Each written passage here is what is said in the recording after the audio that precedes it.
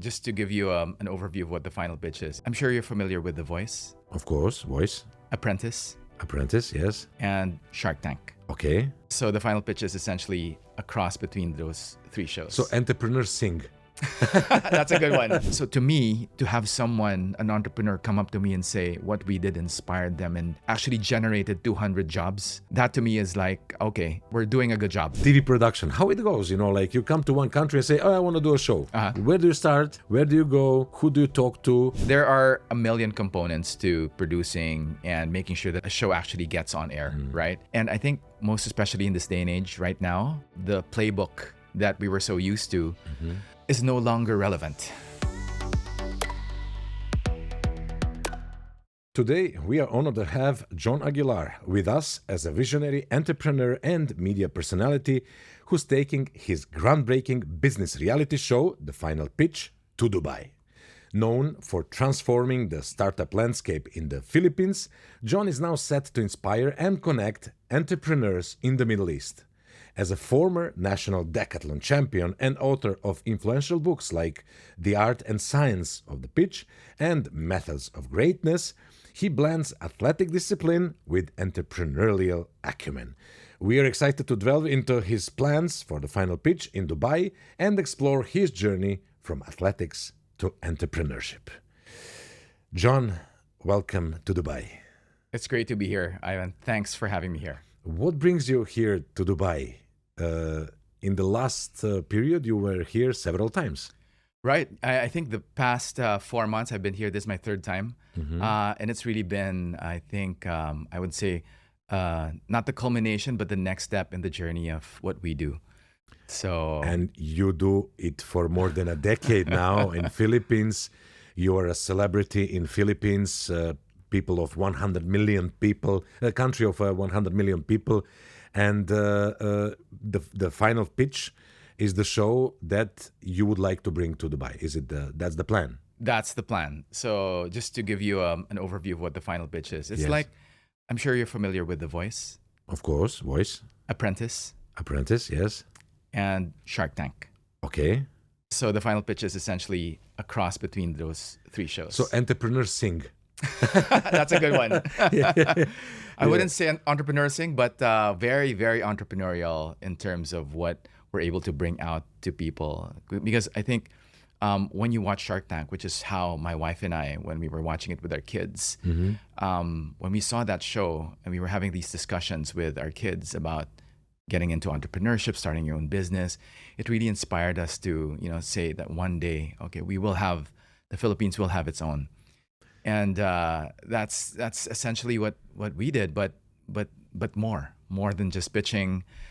We were able to really create a program that I feel a lot of people across different territories would really gravitate towards, because it's not just pitching. It's really taking the journey of the entrepreneur on the show, allowing them to learn from our judges on the show, and getting mentors to come in and help them with their businesses. So it's a very, I would say, dynamic approach to pitching. Unlike Shark Tank, where we have only, let's say, judges or investors investing your business, here you lead them handheld through the entrepreneurship process of the business. Is it? Right. It's quite interesting how we were able to kind of get very specific formats and translate them into one that works for us. So in the Philippines, the thinking, at least back in the day, was that, you go to school, you study hard so that one day you can get a job, right? And that's been, how people thought for so long. But now, because, we have, right now we have entrepreneurs that we look up to that in the past you would reserve just for like singers, actors. But now all across the world, you have, people who are building big things, Elon Musk, Steve Jobs, and all of a sudden right now entrepreneurship is a path that people now know about. Before you were an entrepreneur, you're jobless. Yeah. Right? Exactly. But now, you really see it as a viable option for you to create something essentially from nothing. And that's what I feel we were able to inspire, because a lot of kids who watched our show when they were, let's say, in college, have slowly been coming onto the show and saying, I was that person before that, thought, one of these days I'll pitch on the final pitch. And now we get some of these people coming on the show and they're telling us, I'm finally here. So yeah, it's been a great journey, not just for us, but for people who have been on the show the past number of years. That's definitely something which is a spotlight of the show, entrepreneurship and so on.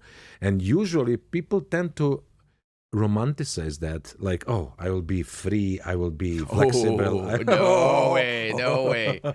But it is much more than that. See, that's the thing, because not everyone is born to be an entrepreneur. Yeah. You know that, being an entrepreneur yourself. Yeah. What people see are, the highlights, when you receive an award or when tip of an iceberg. Right. That's just the tip of the iceberg, because, people don't see, the struggles and also the failures that lie in the wake of just the efforts of so many people to get into a business. And, the appreciation for what it takes, the struggles, is not something that is sexy, but it's the reality, right? And that's something that we feel through the years we've also seen in terms both of the successes on the show and also the failures. So you nurture entrepreneurs and guide them, and probably people are learning through your show how it should be done. I wouldn't say how it should be done, but I feel like what we've been able to successfully do through the years was really show people, okay, these kids or these, entrepreneurs, they once had a dream. Now they're doing something with that dream, regardless whether or not they actually raise money or are successful. The fact that they actually attempted and now they're here, right? People resonate with the effort, right? People resonate with, giving yourself a chance to do something. And I think one of the biggest, testimonials to the success of the show is one time when I launched my book, The Art and Science of the Pitch. And during the big launch, sometime 2022, a couple approached me and they were from the province. They said, we drove all the way here because we really wanted to meet you, because we wanted to tell you that during the pandemic, my husband and I, we put up this business, and inspired by the final pitch. And we grew that business during the pandemic from 0 employees to 200 in a span of 2 years, just with the learnings that they got from the show. So to me, to have someone, an entrepreneur, come up to me and say what we did inspired them and actually generated 200 jobs, that to me is like, okay, we're doing a good job with at the end of the day, you do things, or at least I do things, not just with the end goal of earning money, right? Or, making a name for myself. It's really about making an impact. And also you spoke about legacy just now. Yes. I think legacy is a very hyped up word. Yeah. To me, bottom line, I just want to make sure that what I do, what I put out there, actually creates value in this world, right? I think that to me is the most important, that I actually create something that, people, when they see it or when they watch it, they learn something, and it translates to actionable steps that take what was an idea in the ether and now actually becomes something that can create positive change and give, opportunities for people. That's it. Somebody has that idea, and then they start, and on that way, they'll always be pitching to someone. Right. And what is the art and science behind the pitch?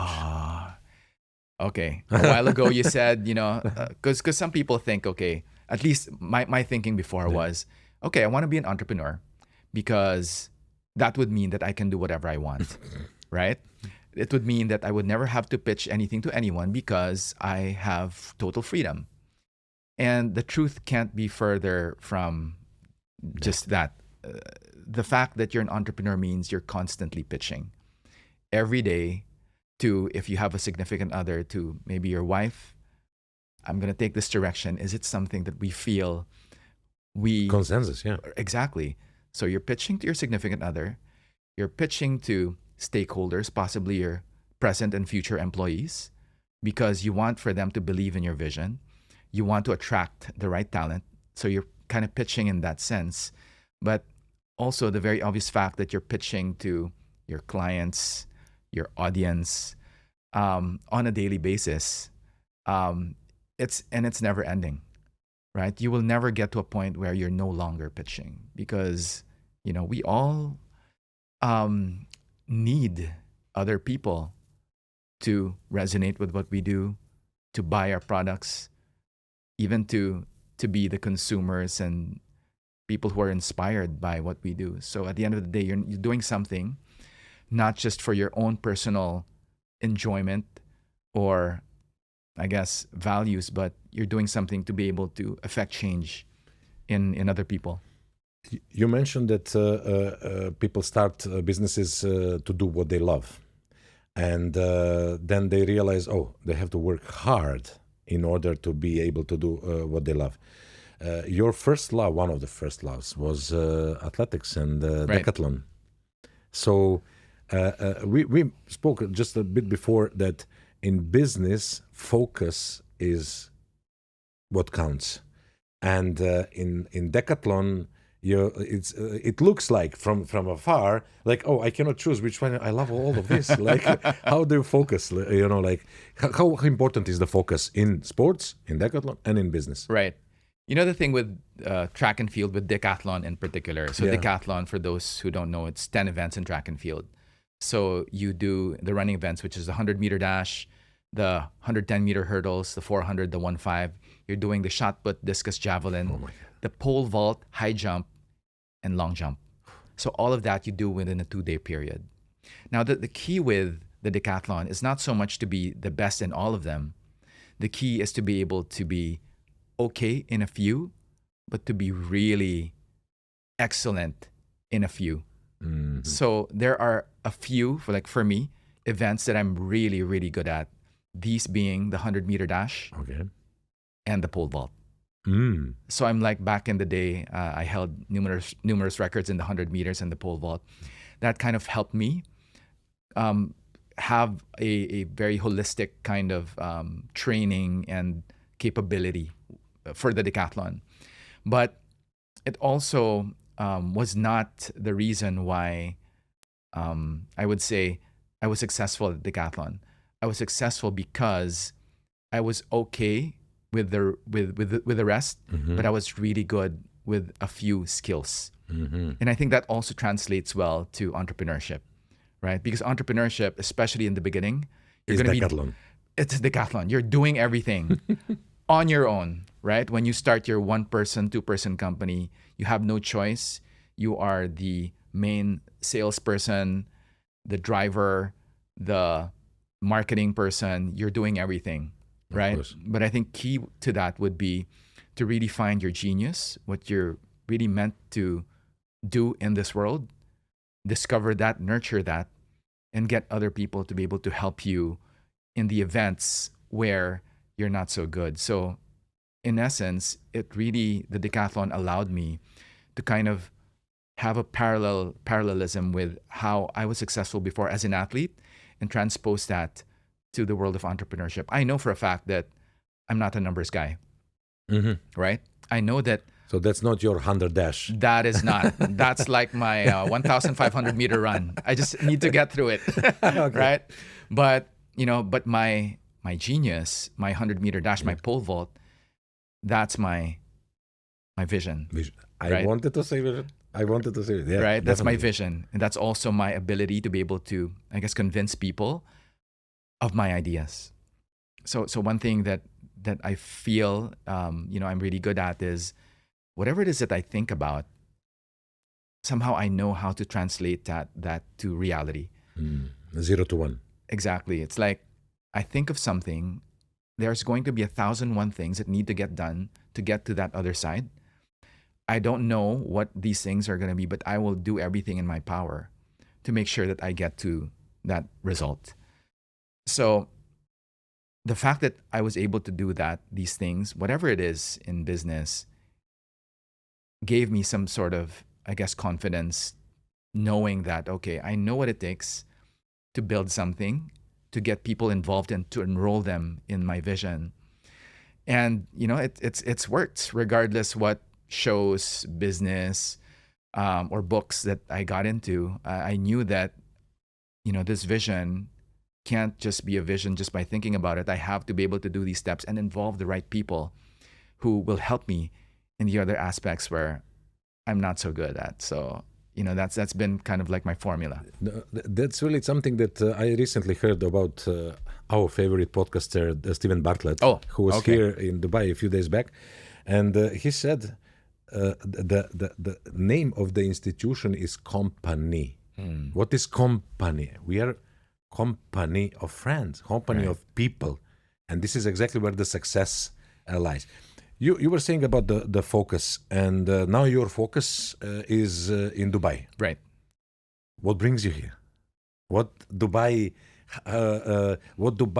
is so special about that you picked out of so many destinations in the world? This is the place we want to go. Right. Besides coming to this podcast, of course. Of course.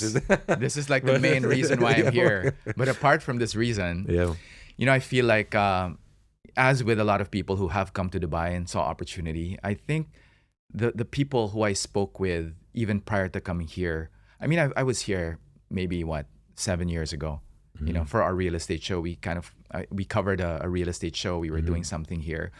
But up until recently, when I got into conversations with people who have either moved here or have found opportunities here that they were saying you could never find anywhere else in the world, that really piqued my interest. I thought, okay, there's so much opportunity here, but can I actually possibly see myself actually living here, right? And when my wife and I came here, I think it was 4 months ago, we saw for ourselves that, hey, it's not just the infrastructure, it's not just what is physically here.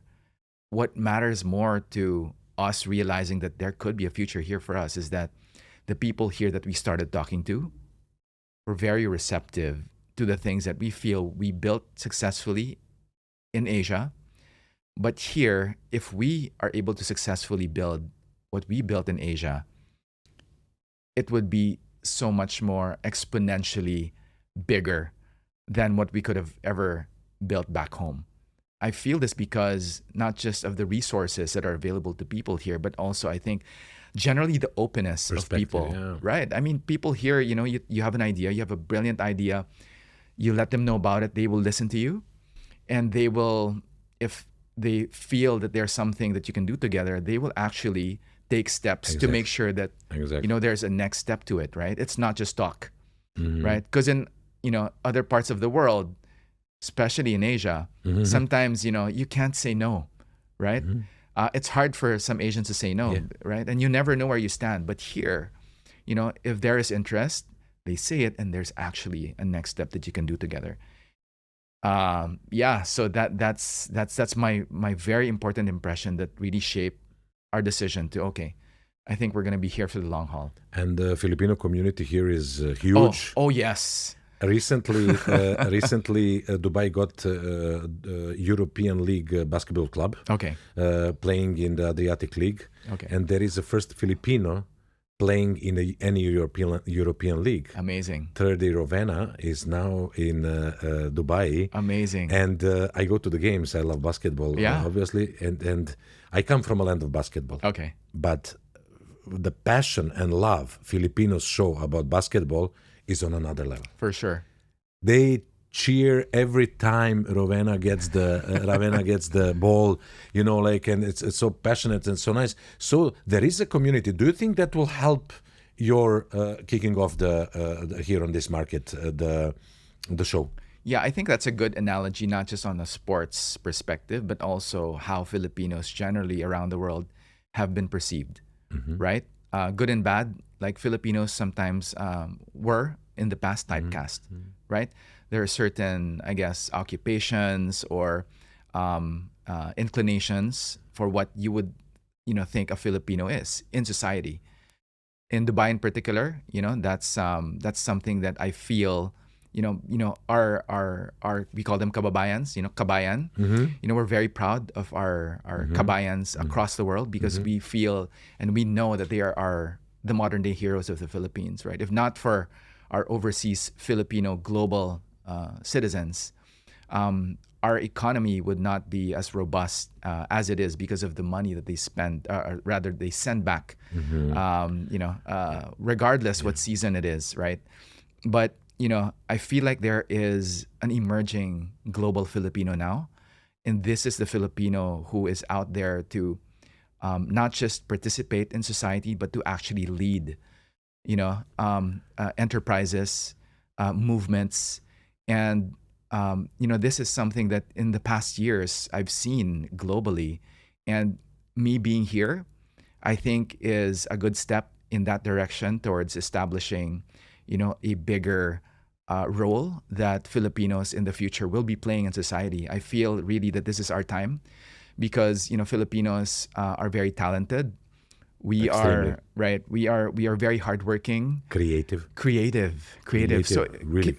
can you imagine just being able to channel that creativity into whatever society, right? Dubai in particular, right? And I feel that there are so many Filipinos there who I guess have been underrated, but now I think are being given a chance to shine, right? Across different occupations, groups, and more Filipinos are taking leadership positions in various industries.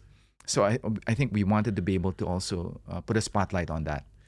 Every time somebody asks me, I'm here for a decade and more in Dubai, from Serbia or any other place, I always say, you have to connect with your own community. Right. Like me, I'm from Serbia. I really got so much support from the community. And all of those people that you collaborate with are basically your ambassadors. Exactly. They will tell the people who John Aguilar is. Right. They will speak to their friends, colleagues, they will inspire others and be, let's say, your ambassadors. But when it comes to the licensed TV show production, the key word is localization. Right.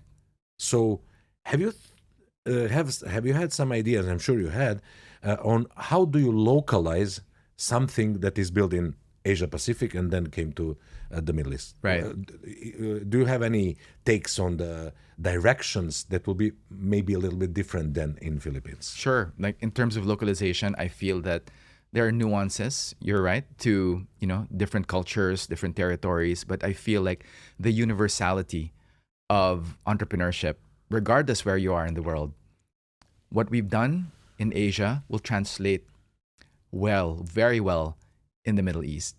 And you know why? Because no matter which country you are, you will always have people who are starting up, who need guidance. More and more. Right? And who need access to the right mentors, enablers.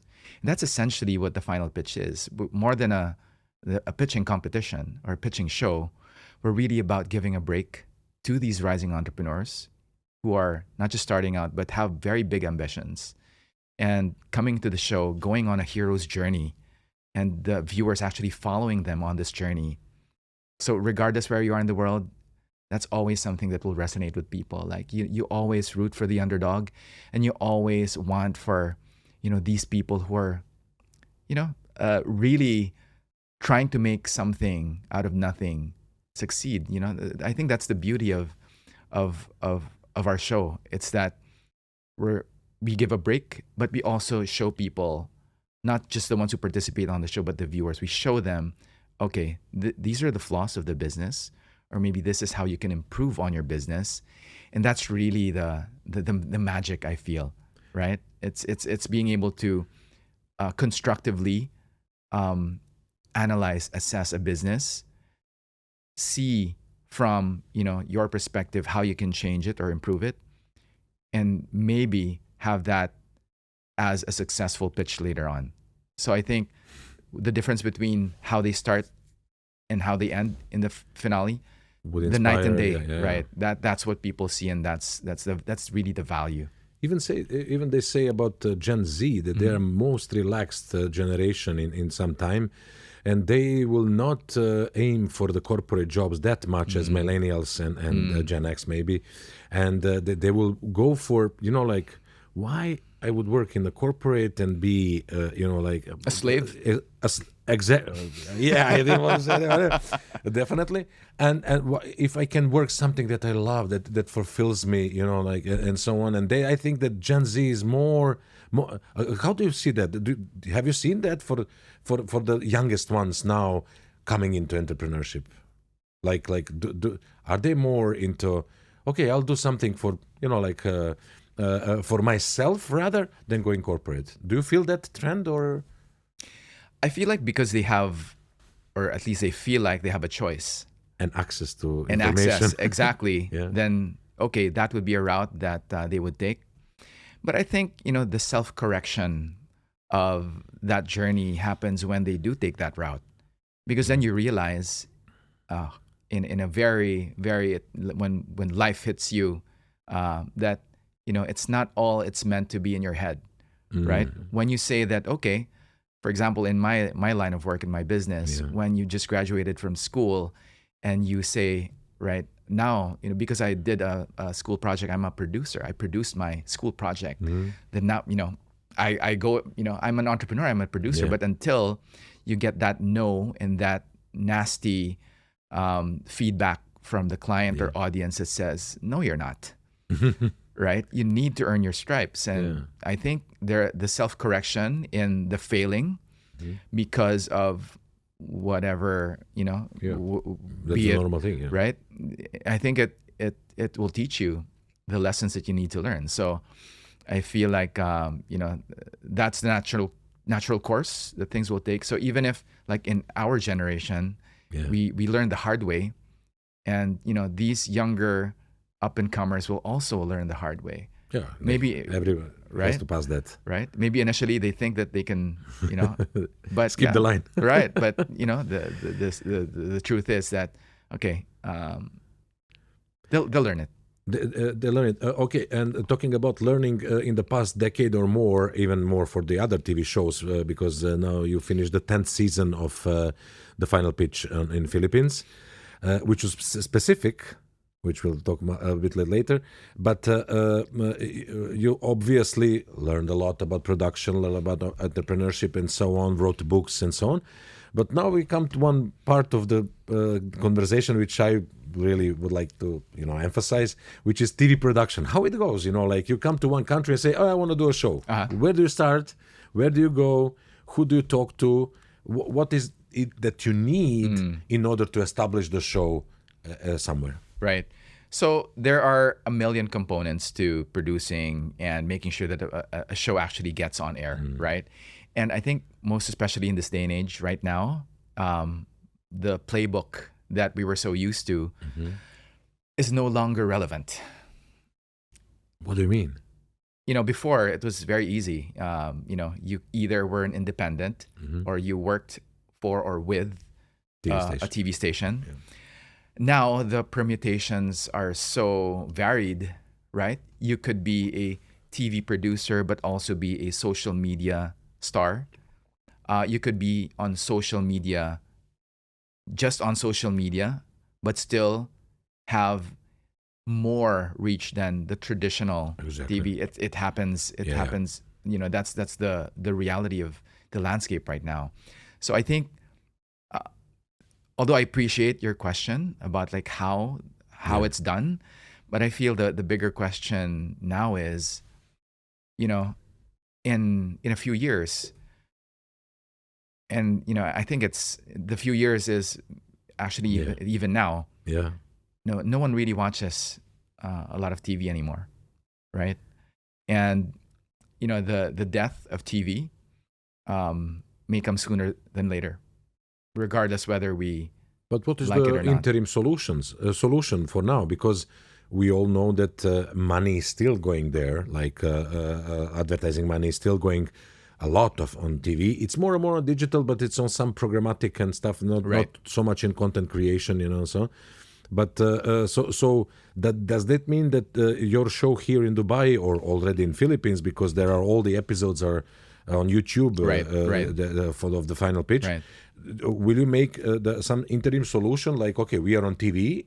Do you search for a TV station to partner here with, or? Yes, that's exact. Because let's face it. I mean, a TV show is a TV show because it's on a TV network, Of course. right? I mean, there's still this perception that YouTube, it's a great platform. It's a game. It's Right. 100% accessible, Yeah. right? But there's still this kind of perception that if you're on YouTube, you're just a YouTuber, Yeah. right? Exactly. So there's still that credibility, that gravitas of being on TV. The value is still there. Mm-hmm. The problem is, how do people now perceive the value of being also an excellent YouTuber, right? Of course. We see this all the time. I mean, Steven Bartlett, Yeah. we see brilliant people. Yeah. Tim Ferriss, I was a very heavy consumer during the pandemic. To me, does what they create any less than what it is because they're on YouTube? I don't think so. No. But, I think moving forward, the way we're able to grasp the concept of content, putting it out there, and creating a sort of, I think that the challenge would be how to be able to place that on a premium perception, Mm-hmm. even if it's just on YouTube, right? So I think that's going to be, if someone cracks that for themselves, that code for themselves, sky's the limit. Because all of a sudden, the entire globe has access to you. Your growth is exponential, not just in your territory, but in different territories. So I feel like the thing that will move the needle Mm-hmm. for a content creator, for a producer, would be, how do you now tap that unlimited market to be able to place your content in a stage where the perception is still premium, it's still a very high quality, there's still that prestige, even if it's just on YouTube. I think that's going to be the game changer for a lot of people. So, And what about the platforms like Netflix or Stars Play here or OSN, OTT platforms? Is there any collaboration like inside there? Because they also did some big shows here in Dubai and worldwide. for sure. I mean, I think Netflix in particular has really, really positioned itself well. I think they have cracked the code Yeah. in terms of, having really changed the landscape of not just movies and TV shows, but of overall consumer behavior. Mm-hmm. Because now, you open your TV, you don't consume a TV show. Yeah. You Linear TV, linear. Right. You don't consume a linear TV show. You actually now have, I would say, an extension of people's tastes, an extension of what at that particular time when you're in bed or, Yeah. you're bored or whatnot, they know because of technology Yes. what you're going to watch almost better than you, right? Yeah, of course. And so I think that has taken what in the past was just really, okay, this is what's on at this moment in time. That has really revolutionized the way people now even perceive the world, right? Because of the algorithm, the power of Netflix in particular as a medium to create your reality Yeah. has really dramatically changed the landscape of content. There are people, who decline all the cookies around, whatever, and all the algorithms and so on. And I'm like, no, I want them to suggest me what I want, Right. because if it wasn't like that, my wife is watching K-dramas, I don't want to watch K-dramas, Right. I want to watch my sci-fi movies or whatever I watch, Right. so it definitely helps. But going back to the question of producing a TV show, so okay, technically searching for a partner here, then a little bit of push on social media, premium wise, and so on. The production level you brought in Philippines in the last, I'm sure 10 years ago, what you did was also on the cutting edge of the production technology, but now also it's on a really high level. Right. Are you bringing some of those people here, or are you getting okay. the local crew? What's Interesting question. So it's going to be we're bringing definitely our core team, but a large part of that is going to be local teams. We're actually tapping, and they are part of our board of advisors, our advisory team. So we have a local group, TI22 Films, Reem Elhouni, very well known in the English format, producer, partnered with us. We also are partnered with a very strong PR firm. So 7 Media, Greg Frey. So, I could not ask for better advisors, partners in this journey because of the fact that, we know for a fact, to be able to succeed here, you need to be able to work with people who have been here for a while, know intimately the culture, the people. That's the localization. Exactly. So we have a successful formula, and the key to making that work here is to be able to make sure that we're working with the right people. And I think from a production standpoint, just putting it at the level where, it's definitely going to be something that global audiences would want to watch because of the fact that, you get that sexy Dubai kind of flavor, but then again, to have the sensibilities of a really targeted business reality show format that has, as a result of each season, very specific objectives of either funding or creating value in the businesses of these entrepreneurs. So I think the main mission of the show, coupled with where we're filming it and who we're working with, that's really the key to making sure that, the soup is cooked beautifully this side of the world. And so technically we have broadcasting partners, we have a technical partners. What about the judges? Have you aimed for some particular judges here, or you will also keep it open until the production? Right. One very important aspect of choosing who the judges will be is that they have to be representative of the Dubai business ecosystem. So representation is going to be there. Casting is everything, yeah. For sure. I mean, definitely we will have an Emirati there, we'll have an Indian. So the representation is going to be very, very important, not just for the judges, but also for the entrepreneurs who will be pitching, because we want for this show to be able to attract entrepreneurs, startups from around the world who want to come into Dubai to grow their business or to scale from Dubai into the greater Middle East. So to be able to do that from Dubai is going to be very important, because people are looking at this side of the world and they're going, that is, and I've heard this so many times, that is a place where we can actually build this dream that we have. People here are not afraid to think big and to make things happen, right?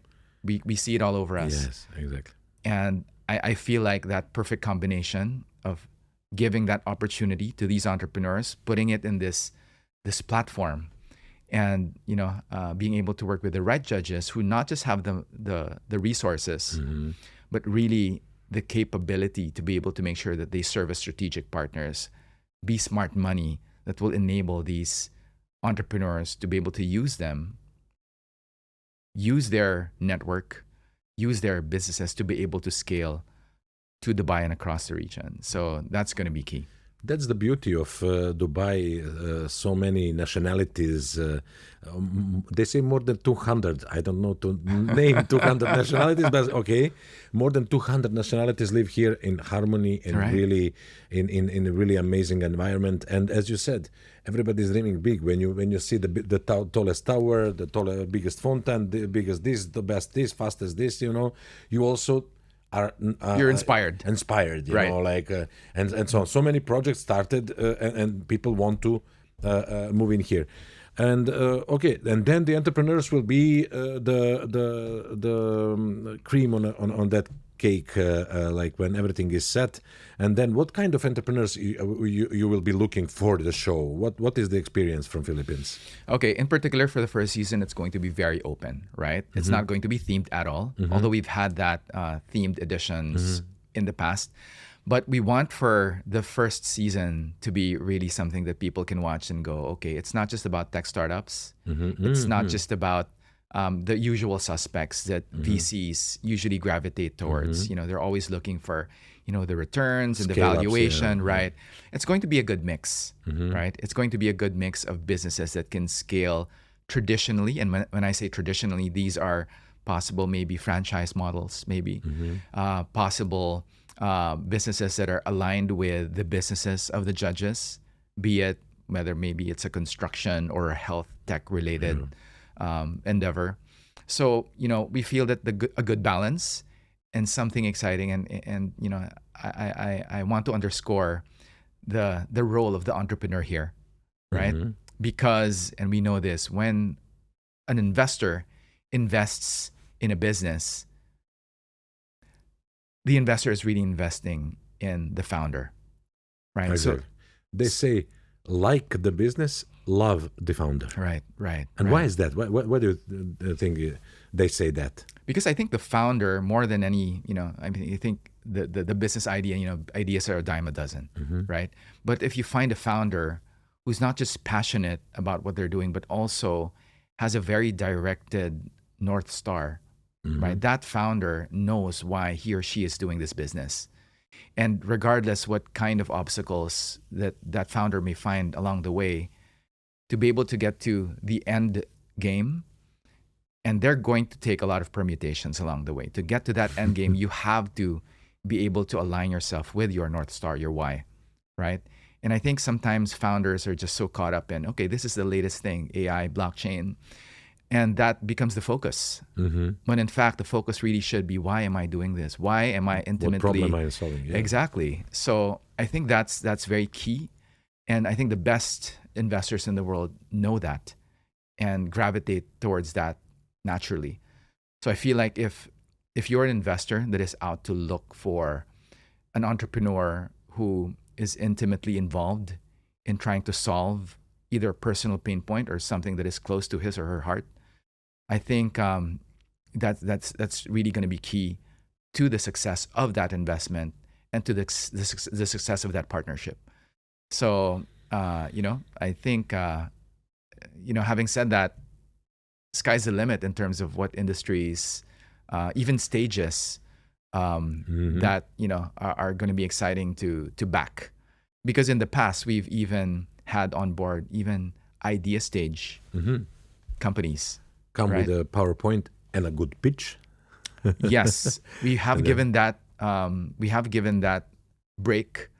But to be honest with you, I think sometimes also, you know, that's a little bit overrated. And although I do produce and have written the book, The Art and Science of the Pitch, one thing also that I want to be able to tell people, you know, especially these up and coming entrepreneurs, is that don't be too focused on the pitch, right? Because sometimes you get these really charismatic founders, right? They're so good at pitching, right?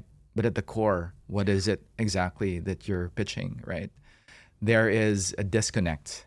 I mean, they will be able to get the no, or rather here in this case, the yes from the investor, but what's the next step for you, right? So I think that has to come first.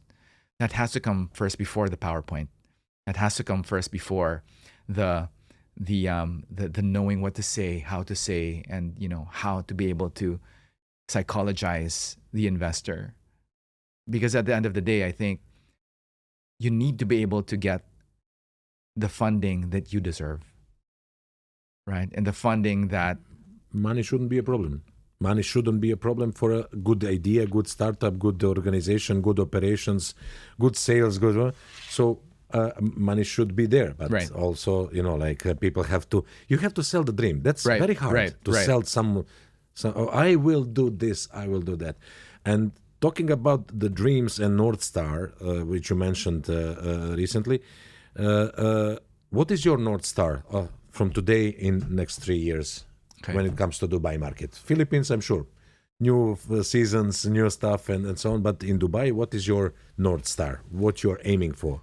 Our North Star in Dubai is to be able to make an impact that people will go, oh, wow, I can't believe that you had the audacity to compete with something that is similar Yeah. to a Shark Tank Yeah. or to The Apprentice, but to be able to present it in such a way that because it works and because it has worked for us, to totally change the way people watch, consume business content that is not just for entertainment purposes, not just for inspirational purposes, but a combination of all of these values, all of these learnings, all of these actions that are a direct result from consuming this content.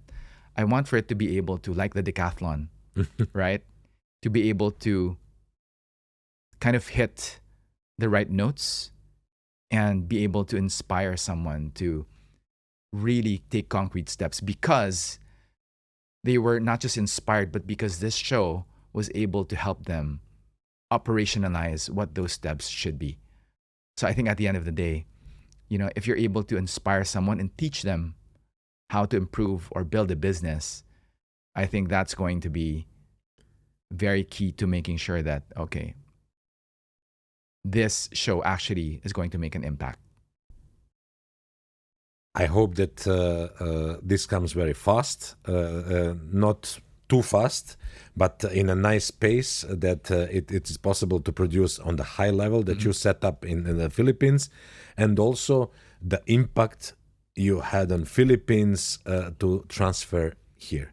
The impact of the show will come, and I hope that this conversation's impact will be for people to know and understand that something good is coming to Dubai. I think we said really, really a lot of things, but is there anything that you would like to add in this particular moment before the production of this show starts in the Middle East? Right. We're very excited with Dubai, but we're even more excited about the possibility of taking this to the greater Middle East, right? I think Dubai is going to be a good entry point, but I feel like, Dubai is going to be the beginning of, the expansion of this concept to the Middle East and eventually to other parts of the world, right? I have very, very high hopes for this format. And based on what we've been getting in terms of feedback from people who we've spoken to about the show, there is a need for it. Beyond Dubai, there is a need for this in the world. You need to be able to inspire, educate, and let people know these are the steps that you can take if you're going to start your own business or if you want to scale your own business. I think mentorship, if presented in a sexy, entertaining, and very accessible format, is going to be key, right? Because there's so much noise out there, right? But if you can sit down, a Gen Z in front of a screen or on TV and just go through, say, 30 minutes of this show, like how we inspired that couple way back when. 200 employees. To 0 to 200 employees, right? If we could have that same effect on someone here in Dubai or, in some part of Abu Dhabi, there's this person who, upon seeing that, okay, comes up with an idea and actually, because of what he or she learned on the show, took very concrete steps. Not just a pitch deck, mind you. Yeah. Right? Actually, takes those first steps, then I think that's going to be a journey that we all want to take, and I feel like that's the world is ready for that. And every journey starts with one step, and obviously because you will be coming and spending a lot of time in the Middle East in the next period of your life, with the consensus of your family and so on. I think in any means possible, this is the beginning of the beautiful friendship. Thank you so much. John, thank you very much for being in the Change Officer podcast. We call people who change people's life, who change their life, who change people's life and inspire people to do more, to educate people, inform people about what are the limitless possibilities of each and every one of us. Thank you very much. Thank you so much, Ivan.